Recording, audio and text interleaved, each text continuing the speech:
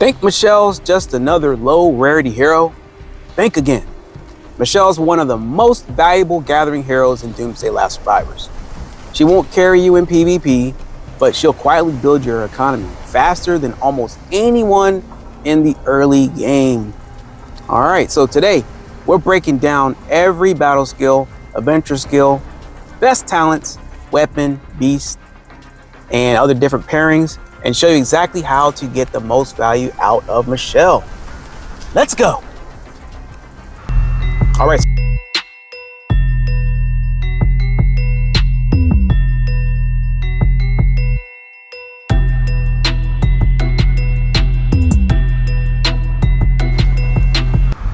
All right, so her role is a gathering specialist. Her rarity is uncommon. Her position to be the back line.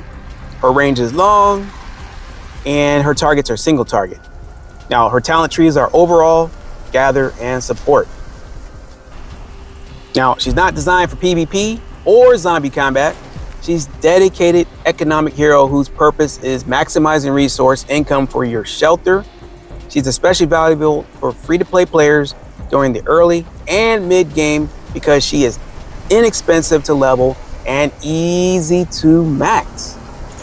All right, so let's go ahead and knock out some skills here. All right, so her first skill is called Bare Skull. That's her rage skill. Increase attack and defense for you and nearby allies by 20% and 20% respectively. Last 3 seconds, affects up to 3 squads. Okay, so on her adventure side, Bare Skull throws 2 grenades, dealing 650% attack as AoE damage to the target and nearby enemies.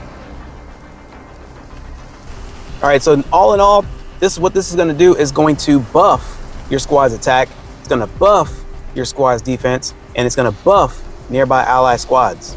Okay. All right, so this is basically going to function as a temporary team-wide combat buff. It's useful in alliance rallies, emergency defense, and early game field battles. Not enough to justify using her over legendary combat heroes once your roster grows, but in the early game, this is going to help you out tremendously.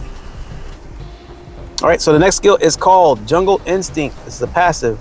Increases squads' wood gathering speed by 24% and food and steel gathering speed by 16%. And on the adventure side, it's going to increase attack by 14%. Now, especially early game, even late game, you're going to need to get resources. So wood receives the highest bonus, while food and steel gain a meaningful gathering speed increase, of course. So this is Michelle's signature skill. The faster you're gathering, the faster you're upgrading everything. You're definitely going to need this. Next skill is called, battle skill is called Danger Intuition. It's going to increase squad load by 40%. And on the adventure side, it's going to increase crit rate by 14%. Well, let's go ahead and just break down this battle side here. Now, basically what this does, as far as the gathering, extra load, it's going to allow each gathering trip to bring back significantly more resources before returning home. So basically a higher load means fewer return trips, less wasted march time, and more efficient farming. All right, so her next skill is called Property Liquidation. It's her passive. You're gonna receive 10% additional resources when gathering is complete. On the adventure side, increases hit points by 14%. Unless you guys are using her in like battleground and things like that, then it's probably not gonna be significant to you. So I would say that the battle skills are more important to me. It might be important to you as well. So basically what this skill does, it grants bonus resources when gathering is complete. It reaches up to 10% extra resources at maximum level. Now this is where Michelle really shines. Every completed gathering trip returns additional resources, increasing long-term economic growth. Now you don't want to stop the march or the gathering before it finishes. You have to let it finish for you. That way you can get those extra resources. It comes in handy, guys. Trust me. Right now I'm struggling with resources. I am debating right now if I should make a farm account or not. Let me know in the comments below if I should. All right, so for Michelle, when it goes to the talents, you gotta make sure you guys are in the gather tree. This is 100% the best for her.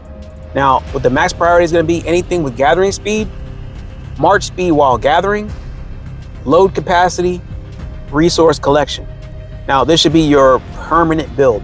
Now this is what I'm using right now. I may take her some more levels, maybe not, guys.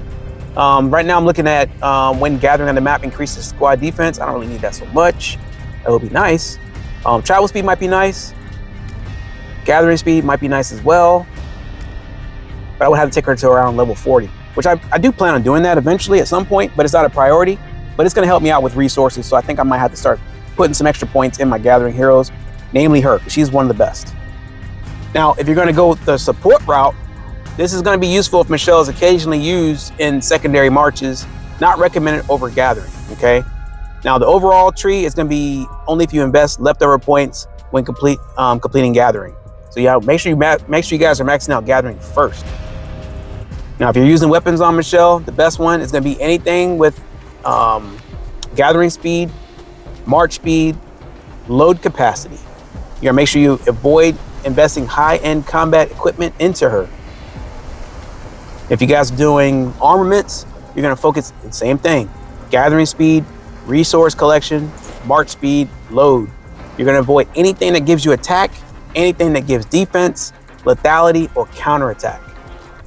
Now, when it comes to beasts, Michelle is generally not worth assigning one of your strongest combat beasts because she should rarely fight. Now, if you have spare utility beasts, one that provides march speed, resource-related bonuses, survivability if marched through contested areas, save your premium beast for your main combat heroes. All right, so let's go ahead and talk about some pairings here. Now, early game, you're gonna have Michelle and Jeremy. Now, this is an excellent budget gathering team. I hope you guys can get this one. Actually, both of them are easy to get generally, but if you guys can put them together, it's gonna be tremendous. Now, I made a Jeremy video, and I hope that you guys go ahead and check that out, and it'll show you guys exactly why I say that Jeremy is good. And I'll try to put a link in the description for you guys in case you guys can't find that video. There'll be some links in the video for you guys there. Another pairing is going to be Michelle and Maxine. This is one of the strongest early economic combinations. If you guys can pull Michelle, which you should be able to get her pretty easily. I mean, not Michelle, but Maxine, you should be able to get her easy as well, okay? This is tremendously one of the best. And I made a video on this one, this character as well. I'll put the link in the description down below for you guys for that also. Another good pairing here for you guys is going to be Angela and Michelle. It's useful in adventure if you lack stronger heroes, thanks to Angela's healing. Okay, I didn't think I made a video on her, but I will make one in the near future. Another pairing for you guys is going to be Michelle and Chris. But all these pairings I'm telling you guys about, make sure you have Michelle in the driver's seat, and then the other hero is going to be in the assistant slot.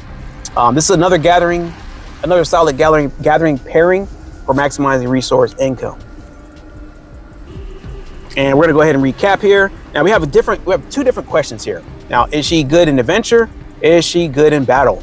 Now, when it comes to adventure, early game, I'm gonna rate it in stars out of 5. 5 is gonna be the best amount of stars. Early game, I'm gonna say for adventure, she's good 3 stars. That's all you have as far as heroes goes. Mid game, 2 stars. Late game, 1 star. All right, so once you unlock stronger, epic, legendary heroes, Michelle is replaced in combat content. Now, when it comes to the battle, we're gonna do the same 5-star thing. When it comes to PvP, 1 star off of that. Zombie hunts, 1 star. Alliance war, 1 star. Gathering, 5 stars, 100%. Also, when it comes to leveling the skills, it's really not really a super priority, but you wanna make sure that you upgrade first Jungle Instinct.